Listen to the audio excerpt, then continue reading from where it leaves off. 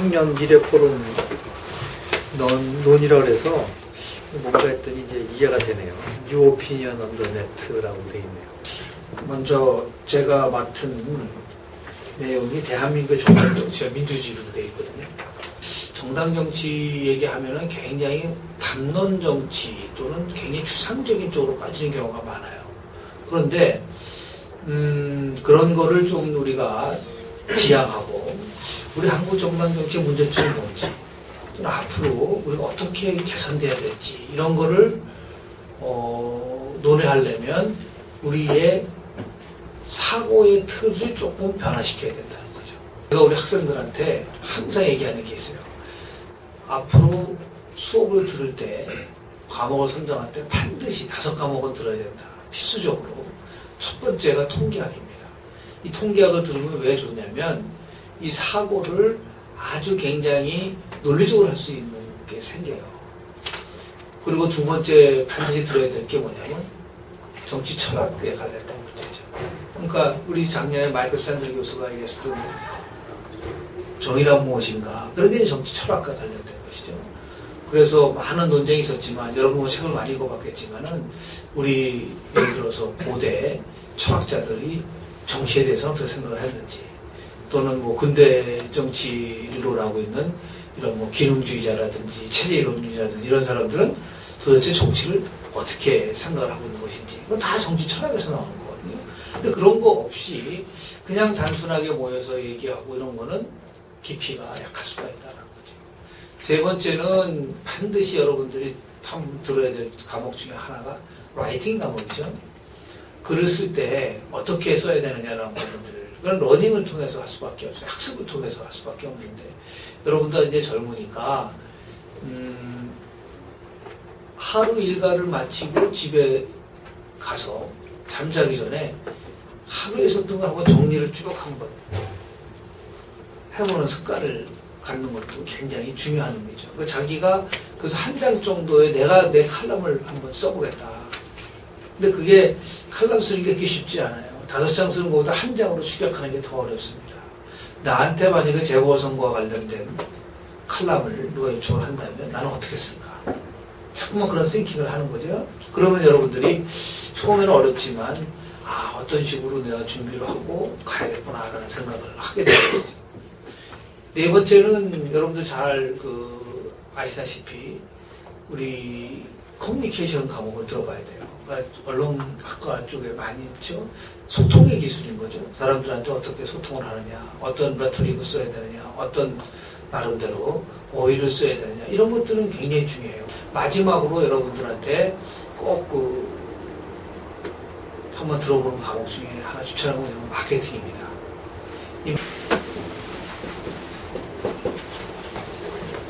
개념이죠. 이 상품이 하나 나왔다. 그러면 이 상품이 많은 사람들로 하여금 그 많은 상품 중에서 딱 그 상품의 특징을 얘기할 수 있어요. 그 개념이라는 거는 특징을 얘기하는 거예요. 저는 아직까지 스마트폰을 못 쓰고 있는데 애니콜이에요. 애니콜을 팔아야겠어요? 그러면 처음에 사람들한테 애니콜을 사람들한테 알리기 위해서 우리 애니콜이 다른 거와 뭐가 다르다고 하는 아주 특성을 얘기해야 되지 않겠어요? 모여가지고 이거 무슨 뭐를 우리가 할까 하다가 요새 왜 핸드폰 잘 안 터지는 거야? 우리나라 산이 많잖아. 우리나라 지형이 원래 그래. 지형을 딱 잡아낸 거죠. 그리고 그럼 우리 지형이 강하다 해서 했단 말이에요. 그래가지고 우리나라 이 애니콜이요 처음 나왔을 때 해외에서 모토로라가 자기국 상품한테 패한 최초의 사건입니다. 모토로라가 애니콜한테 진 거예요. 대한민국에서 이거는 절대로 불가능하다는 게 3가지 있었어요. 하나는 뭐냐면 삼양라면을 농심이 이긴다는 거는 상상을 못하는 거예요. 우리나라 라면계의 원조는 빨간 삼양라면이에요. 8대2 정도 됐었거든요. 지금 어떻게 됐죠? 농심이 거꾸로 팔죠. 또 하나. 옛날에는 크라운 맥주라는 게 있었거든요. 크라운 맥주가 오비 맥주를 이기는 거. 그거는 상상을 할 수가 없는 거예요. 오비 맥주, 옛날 두산, 오비라고, 오비 베어스가 있잖아요. 야구 좋아하는데. 지금 두산 베어스를 바뀌었지만, 오비 베어스가 나중에 안 되니까 팔아버린 건데, 그 하이트가 실은 크라운 맥주입니다. 그 하이트가 처음 나올 때, 조선 맥주라는 로고를 안 썼어요. 동양 맥주는 오비고, 조선 맥주는 크라운인데, 맛있는데, 이 크라운이 조선 맥주 하면 사람들 다 안 먹을까봐 안 쓴 거예요. 손학규 후보가 분당에 나오면서 민주당이라는 로고를 안 썼죠? 그냥 기호 2번 손학규였었어요. 왜? 민주당에 대한 거부감 때문에 그랬었는데. 120m 천연 안반수라는 거가 기본적인 컨셉입니다. 이게 뭐냐? 특성이죠. 이걸 잡아내요. 마케팅을 하려면 이 상품의 가장 핵심적인 특성이 뭐냐라는 거를 잡아내요. 자, 한국정당.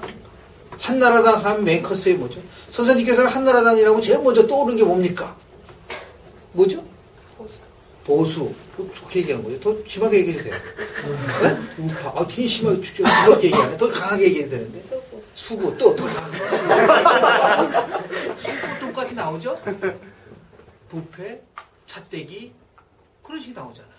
컨셉이 지금 이미지가 잘못 바뀌어요. 컨셉이 나와야지 이 제품이든 상품이든 정치이든 정당이든 모든 사람들이 일단은 원차우스 하는 겁니다. 끊임없이 일관적으로 그 내용, 컨셉이 만들어져야지 컨텐츠가 나오는 거예요. 이 컨셉이라는 게 만들어지지 않고 있기 때문에 자꾸만 사람들이 왔다 갔다 하는 겁니다. 한국 정당들이 큰 문제가 뭐냐면 그 정당의 고유의 색깔이 없는 거예요. 국민들과 같이 갈 수 있는 정당에 대한 자기 나름대로의 컨셉이 만들어져야지 뭐가 생기냐. 국민들한테 파티 아이덴티피케이션이 생기는 거예요. 정당 일체감이 생기는 거예요. 정당 일체감이라는 게 뭐냐. 여러분들 여기 와 있어요. 한나라당 정책연구소에 여의도 연구소에 와 있습니다. 정당이라는 것은 우리 여러분들 꼭 기억해야 될 게 뭐냐면 절대로 국민의 대표 기관이 아닙니다. 그러면 정당이라는 것은 이미지적인 대표에 불과한데 마치 국회와 같은 대표 기관처럼 생각을 한다. 그렇지 않아요.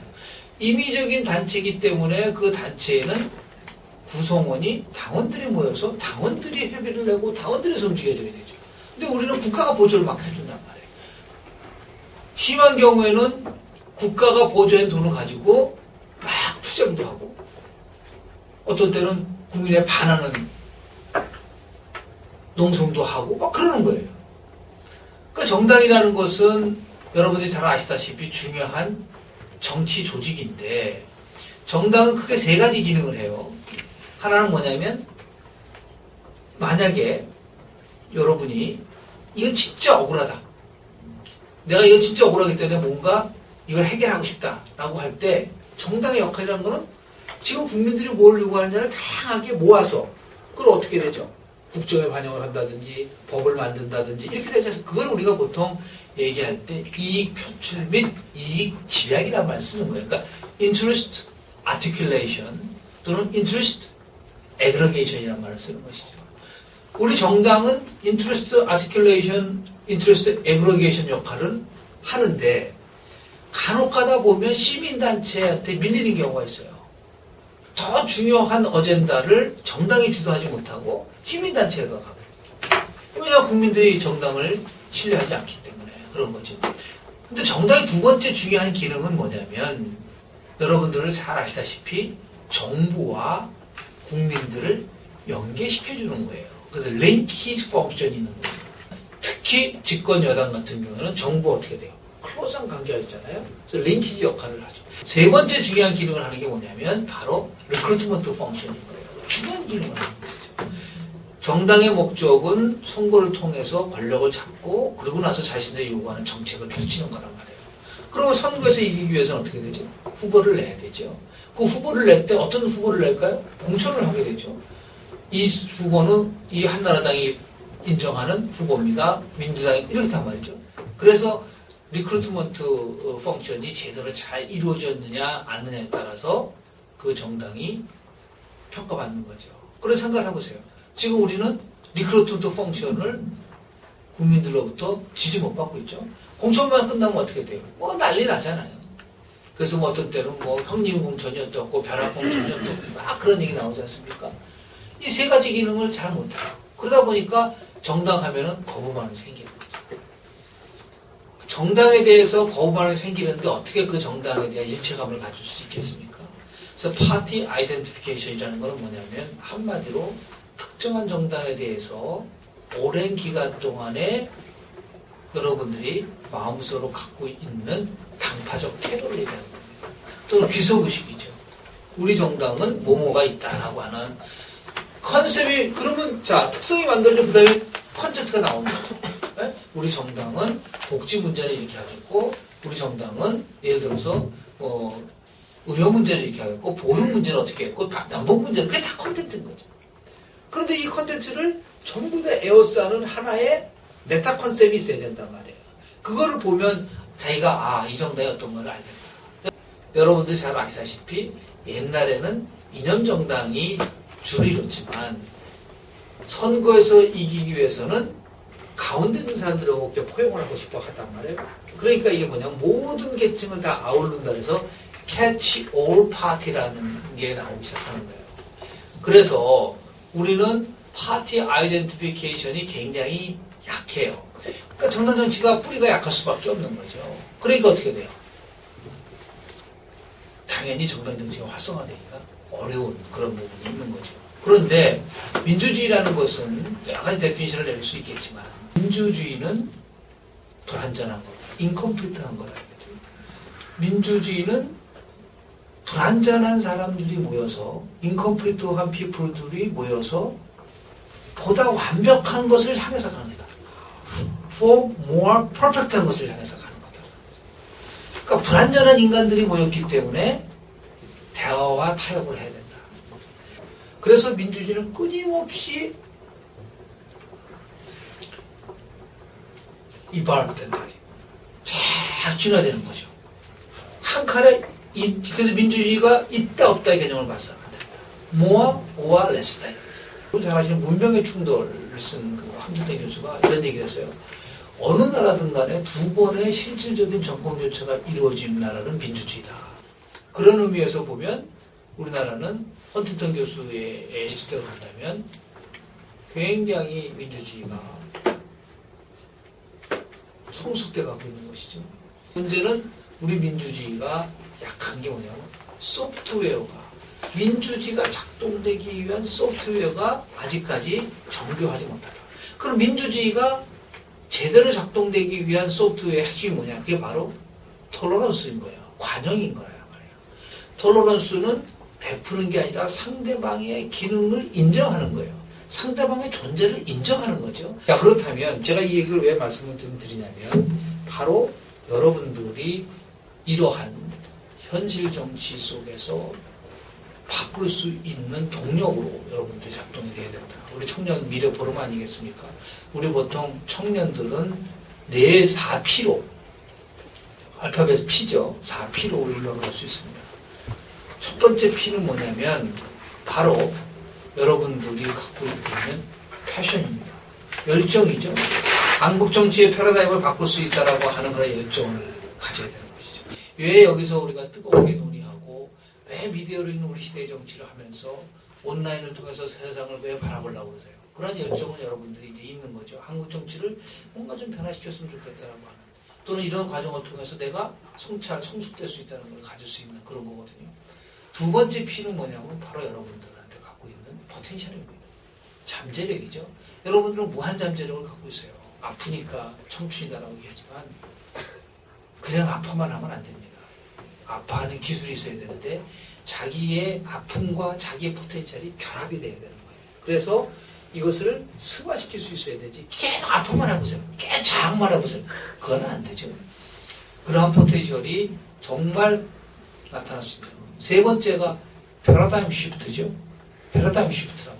그러니까 우리 사회에 있어서의 잘못된 것을 변화시키고 더 나아가서 그 소사이어티를 위해서 여러분들은 매진할 수 있는 것이죠. 마지막 P는 뭐냐면 그게 바로 participation이에요. 바로 참여다. 그러니까 여러분들이 이렇게 모여서 토론하고 더 나아가서 고민하고 이런 것들은 다 participation입니다.